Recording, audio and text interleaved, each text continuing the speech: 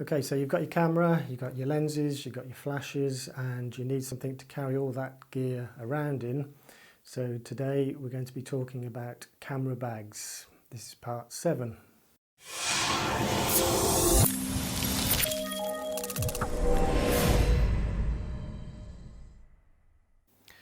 So you just started out with your photography and you probably start with a bag something like this. You quickly realise this is too small because you can only fit your camera and one lens into it. So you move up to something like this, this, or this. And in the end you just say, oh sod it, and you end up getting something like this. So my experience with buying camera bags was that I started off with something small.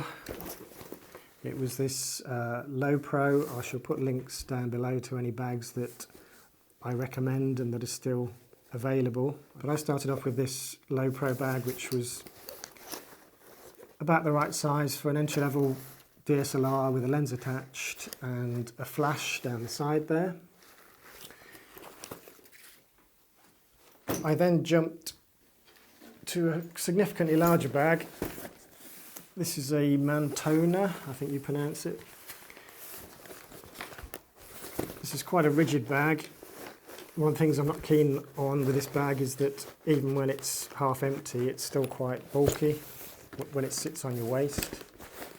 But in this bag I can fit a camera body and 3 lenses plus a flash, or a couple of camera bodies and a couple of lenses and maybe a flash as well.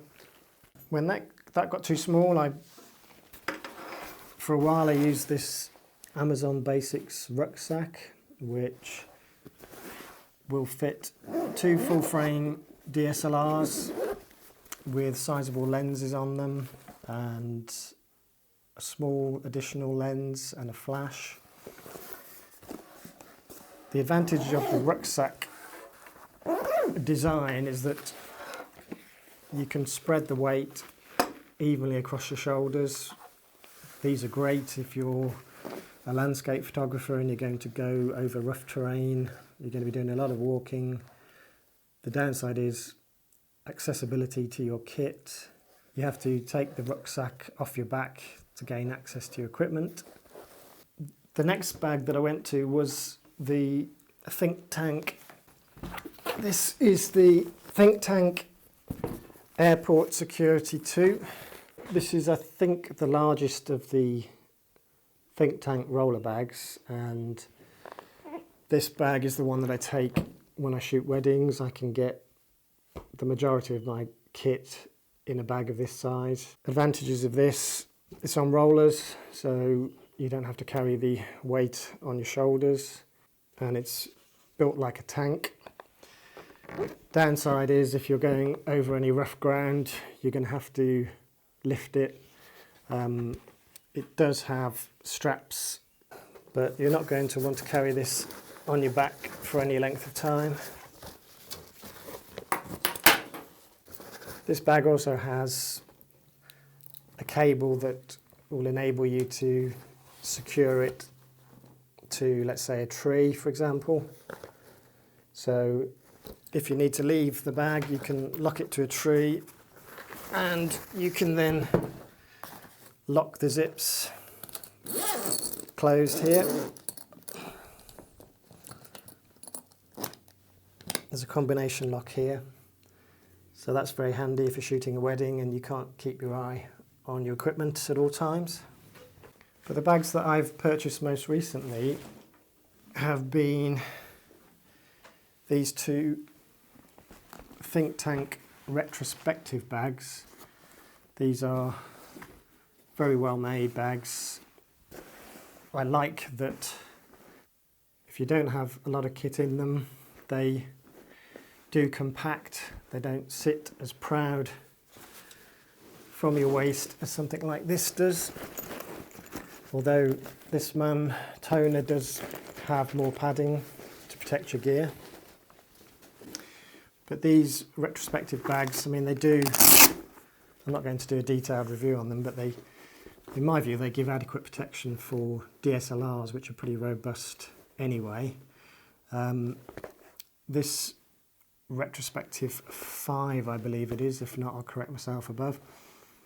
This quite comfortably fits my 5D Mark III with a 2470 attached and an 85 1.2 in the side compartment. So that's very handy if I'm just going out and I don't want to take a huge amount of kit with me. And then finally we have the Retrospective 20. The big advantage of this one is it's a very tall bag, so I can fit a full frame body with a 24-70 lens attached, which is great. And then alongside that I can fit another full frame body with a 24-70 f2.8 lens attached, and I can also fit a flash and a whole range of odds and ends in the front pocket, including, if I want to, my 85 f1.2 or something similar. You could actually fit probably several lenses in there.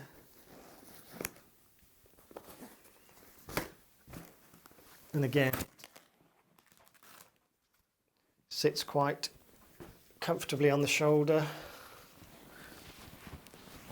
and it doesn't stick out too far. So I have bought a lot of camera bags. These are not the entire collection, and I suppose the main lesson that I've learned is that you should try and plan ahead when you buy a bag.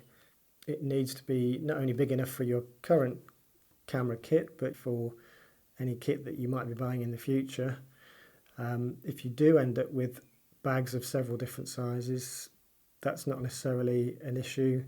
I still use a small bag, a medium-sized bag, and my roller bag for weddings. Now, I'm not in any way connected with Think Tank.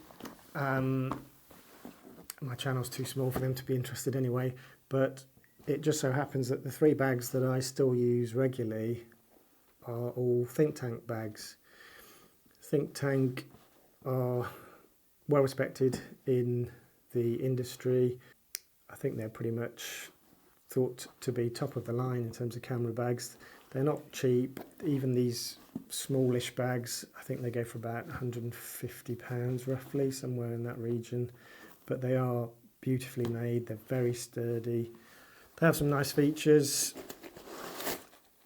They've got a waterproof cover. If you want to, you can silence the Velcro. There's a system for disabling this Velcro so that if you were shooting a wedding or something, you didn't want to make a noise, you can do that.